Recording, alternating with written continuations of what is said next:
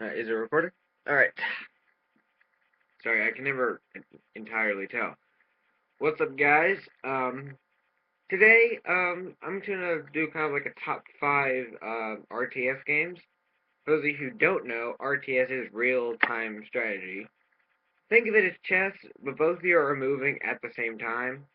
Instead of, and instead of, like, instead of he goes, you go, he goes, you go, you're both going at the same time. Kind of self-explanatory.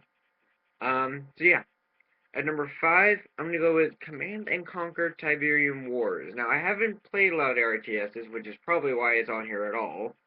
But while there isn't a lot of strategy, seeing as EA kind of, in my opinion, I kind of realized how they kind of fucked up the series. Because I mean, I'll get to this later, but the original Command and Conquers were actually required strategy, whereas Tiberium Wars pretty much you see to save up for the Nod. The three factions is Nod, GDI, and damn it, what's it called? I feel so bad that I'm blanking, but it's an alien race. I guess you could say it's the Command and Conquer version of like Protoss in terms of looks. Um, so yeah, you can either say for the Nod nuke, the alien. It's kind of like a giant space bomb where like stuffs everything in, then boom. Or you could save up for the GDI ion cannon because those weapons will pretty much destroy an entire base in one hit if you aim it correctly. Now, the only issue with that is you can't actually hit them unless you have a guy in that area so you can see where you're aiming, which I feel like it's kind of stupid in terms of realism, but it also kind of decreases the overpoweredness a little, but it still doesn't make it any less overpowered and any more fun. Alright, so number 4 on my list is Command and Conquer World War 3. I haven't played the second one because I have Windows 8 and pretty much Red Alert 2 and Tiberian Sun and before don't really work that well entirely. Like Red Alert 2, I don't know if they fixed it. But the problem I had with Red Alert 2 in terms of actually the game working was anytime the campaign would start, all the guys would automatically die if I tried to do anything. Did the same thing in the tutorial, so here's that up. But I do actually like Red Alert 3 because I feel like it's hard to explain really. It does actually take a decent amount of time to get the super weapons in this one, so you can't really like stall without attacking them full force. And honestly, me and my friends, there's just so much cool crap. We never even use the super weapons really. We only use them as like an opener, then well, send in everything like every single boat, tank. So yeah, number 3 is going to be Stronghold. It's a very old one, but the reason I like it isn't because it's good. It's because I have so much nostalgia for it. When I was a kid, me and my neighbors spent so much time playing this game on her old piece of crap desktop. I say piece of crap because it's really slow now. But we had so much fun with it. So many hours spent just building castles, facing computers, building walls, defenses. Oh my gosh, it's one of those very old games where it actually involves strategy, and I like that. So yeah, number 2 is again Command and Conquer. You've probably seen a pattern here. Command and Conquer is like that one of the first, I guess, yeah, one of the first modern ones, I guess, if you consider Tiberian Sun modern. But I haven't really played a whole lot of RTSs in my time. I mostly I played shooters a lot, and I'm a huge fan of RPGs. Like Knights of the Republic and the Old Republic MMO. I didn't really like WoW that much, but Tiberian Sun, the reason it was good was because the super weapons weren't entirely overpowered. However, I will say this: the ion cannon was way underpowered because it did like no damage at all. For some reason, like whenever I'm just horrible at using it. I think I'm just horrible with it. Cause my friend will use it and destroy like 5 titans in one go, and I use it on one guy and he doesn't even take anything. So it's just like really.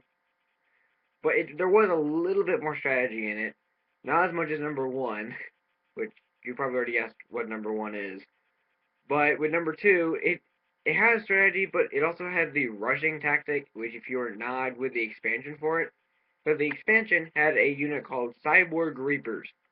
Now, Nod typically there's a resource in the game called Tiberium, which is kind of like a radioactive crystal type thing, and Nod uses it in their units and stuff. So they use it to make their cyborg reapers. They have a guy called Human Hijacker, which can hijack any vehicle that you want, and when that vehicle is destroyed, the guy comes out and you can just kidnap another one and pretty much reign terror if you do it correctly. Kind of hard to use, but still fun. So the Cyborg Reapers is the biggest fucking. It is like the Zerg from StarCraft 1. Holy hell, they are very expensive at about 950 Tiberium, which is a decent amount.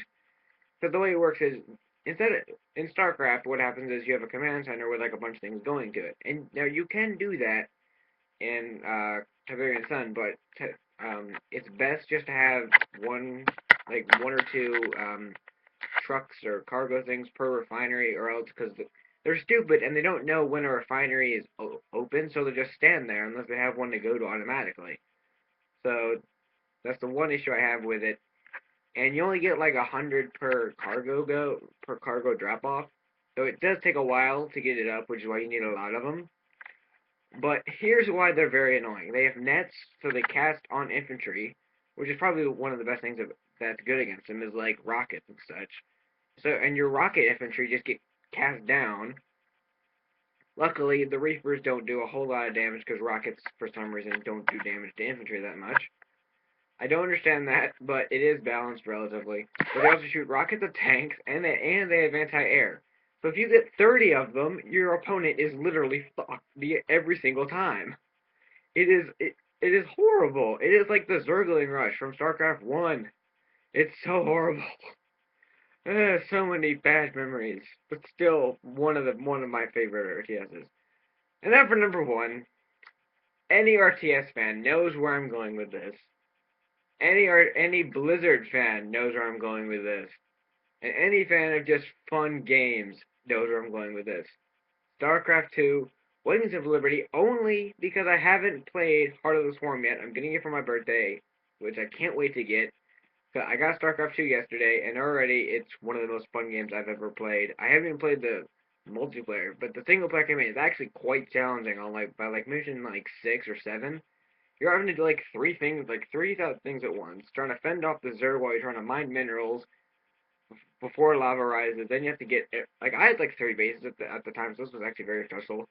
You have to recall them all from the mineral field when the lava rises up.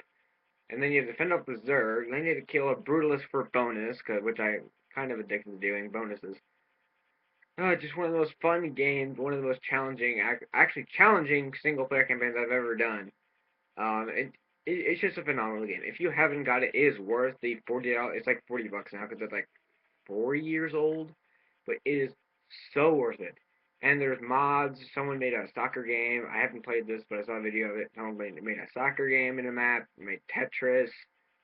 You can make anything with it. So yeah, best RTS in my opinion. And any RTS fan will probably agree with you, or they'll at least say StarCraft 1. Like, by the way, StarCraft 1, 20 years later, still fun as hell. Still very fun. So yeah, hope you guys enjoyed the video.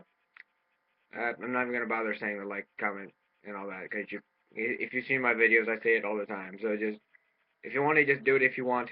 Subscribe if you want to see more videos. So yeah, hope you all have a fantastic day, and peace.